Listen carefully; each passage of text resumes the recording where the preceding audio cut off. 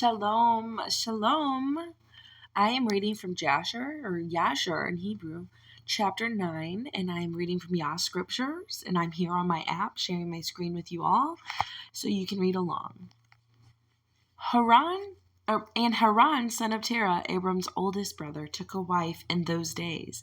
Haran was 39 years old when he took her, and the wife of Haran conceived and bore a son, called his name Lot. And she conceived again and bore a daughter, and she called her name Milcah. And she again conceived and bore a daughter, and she called her name Sarai. Haran was 42 years old when he brought forth Sarai, which was in the 10th year of the life of Abram. And in those days Abram and his mother and nurse went out from the cave, as the sovereign and his subjects had forgotten the matter of Abram.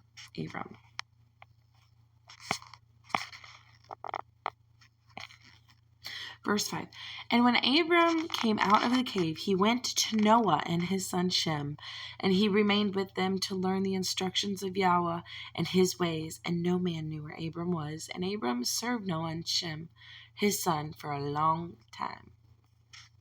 And Abram was in Noah's house 39 years, and Abram knew Yahweh from 3 years old. And he went in the ways of Yah until the day of his death, as Noah and his son Shem had taught him.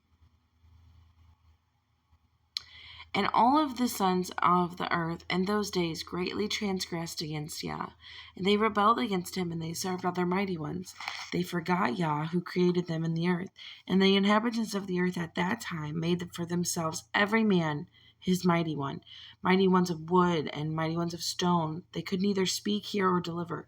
The sons of men served them as they became their mighty ones. And the sovereign of all and all his servants, and Terah with all of his household, were then the first of those that served mighty ones of wood and stone. And Terah had 12 mighty ones of large size, made of wood and stone, after the 12 months of the year. He served each one monthly, and every month Terah would bring his grain offering and drink offering to his mighty ones. Thus Terah did all the days. And all of that generation was wicked in the sight of Yah, and they thus made every man his Elohim. But they forsook Yahweh, who had created them. And there was not a man found in those days in the whole earth who knew Yah, for they served each man his own mighty one, except Noah and his household, and all of those who were under his counsel, who knew Yah in those days. And Abram son of Terah was becoming great in those days in the house of Noah, and no man knew it, and Yah was with him.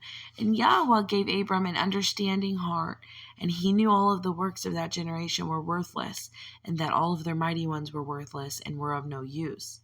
And Abram saw the sun shining on the earth, and Abram said to himself, Indeed now, this sun that shines upon the earth is the mighty one. I'll serve him. And Abram served the sun in that day, and he prayed to it. And when evening came, and the sun went down as usual, Abram said within himself, Indeed, this cannot be Elohim. Abram still continued to speak within himself, Who is he who made the heaven and the earth? Who created upon earth? Where is he?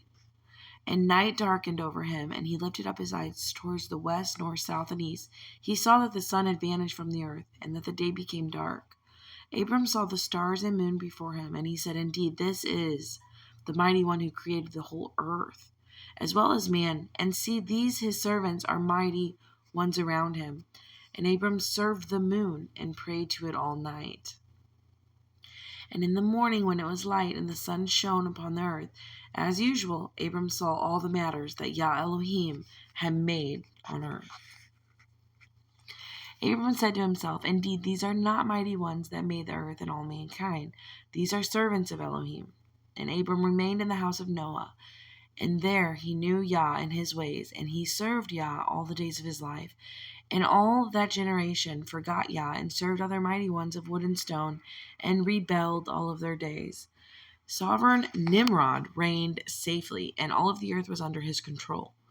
All the earth was of one tongue and words of union. And all of the princes of Nimrod and his great men took counsel together. They put Mitzrayim, Cush, and Canaan with their clans, and they said to each other, "Come and let us build ourselves a city, and in it a strong tower. And its top will reach the heavens, and we will make ourselves renowned, so that we may reign over the whole world, in order that the evil of our enemies may cease from us, and that we may reign mightily over them, and that we may not become scattered over the earth because of their wars." So now here we're going to get into the Tower of Babel. And they all went before the sovereign, and they told the sovereign these words, and the sovereign agreed with them in this matter, and he did so. And all of the clans assembled, consisting of about 600,000 men, and they went to seek a spacious piece of ground to build the city and the tower. And they sought in the whole earth, and they found none, like one valley at the east of the land of Shinar, about 2 days' walk. They journeyed there, and they dwelt there. They began to make bricks and burn fires to build the city and the tower that they had planned to complete. And the building of the tower was a transgression to them, a sin, and they began to build it. They were building against Yah, Elohim of the heavens, Shemayim.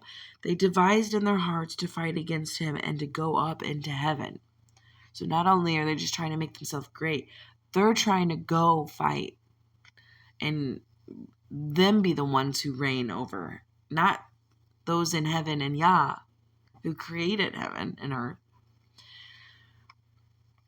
And these people and all their clans divided themselves into 3 parts. The first said, "We're going to go to the heavens and fight against him, the Most High."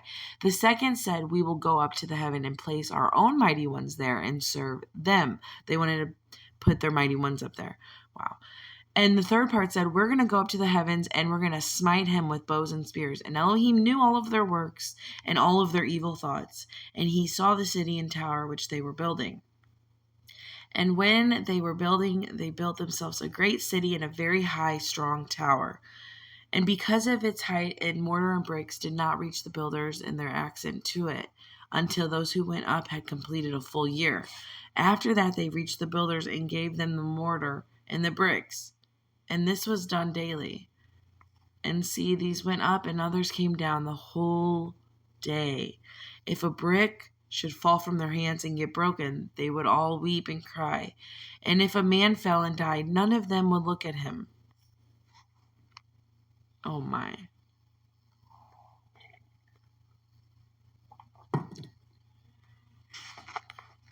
And Yah knew their thoughts, and it came to be when they were building that they shot the arrows towards the heaven, and all of the arrows fell upon them with blood.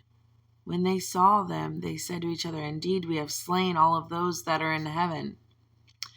This war was from Yah, for this was from Yah, in order to cause them to stray, and in order to destroy them from the face of the earth. They built the tower in the city, and they did this matter daily until many days and years were past. And Elohim said to the 70 messengers who stood foremost before him, to those who were near to him, saying, "Come and let us go down and let's confuse their tongues, that one man shall not understand the language of his neighbor." And they did so to them. And from that day following, they forgot each man his neighbor's tongue, their language, and they could not understand to speak in one tongue. They couldn't understand each other. They weren't all speaking one language anymore. When the builder took from the hands of his neighbor lime or stone, which he did not order, the builder would cast it away and throw it on to his neighbor, and he would die. And they did so many days, and they killed many of them in this way. And Yah smote the 3 divisions that were there, and he punished them according to their works and designs. Those who said, "We will go up to the Shemayim and serve our mighty ones," became like apes and elephants, and those who said, "We will smite the heavens with arrows," Yah killed them, one man through the hand of his neighbor. And the 3rd division of those who said, "We will go up to heaven and fight against him," Yah scattered them throughout the earth. And those who were left among them, when they knew and understood the evil which was coming upon them, they forsook the building. They also became scattered upon the face of the whole earth. And they ceased building the city and the tower. Therefore he called that place Babel, And for their Yah confused the language of the whole earth. See, it was in the east of the land of Shinar. And as for the tower which the sons of men built, the earth opened its mouth and swallowed up 1/3 part of it. And a fire also came down from the heaven and burned another third. And the other third is left to this day, and it is of that part which was raised. And its circumference is the 3 days' walk. And many of the sons of men died in that tower, a people without number. Wow. I want to know where this is today so I can envision this or imagine this, what's going on here. Oh, yeah, it's so good. And a lot of people, if they were to read this, they might say, well, he's killing people. I mean, how is that a good, yeah. Well, these people are being evil. He knows their thoughts. He knows our thoughts. He knows our heart. He knows our heart is evil. A lot of people say, oh, follow your heart, or, oh, yeah, knows my heart. Well, yeah, he does, and in it is evil, and he knows it's evil. And, you know, it's good to pray that verse. I think it's in Isaiah or Psalm. Try me, come let us reason. There's that one, and then, you know, try me and know my thoughts, and see if there be any wicked way in me, and lead me on the path everlasting. And it's just good to ask Yah to search us and know our ways and try us and know our thoughts and remove any wicked that be in us so that we can be led down the path of everlasting life. And we also see here that the language was one once. It was one language, and now it's scattered. And look how many languages we have today, you know, and we can all trace it back to this moment in time. And I love reading this book because when you're reading in Genesis, not only are you're getting the story, but you're not getting all the details.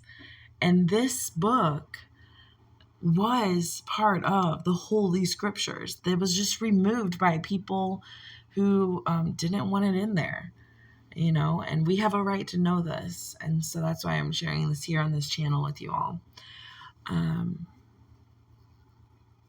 I will be back with chapter 10. I will post those scriptures that I was trying to remember from here in the description. Shalom, shalom.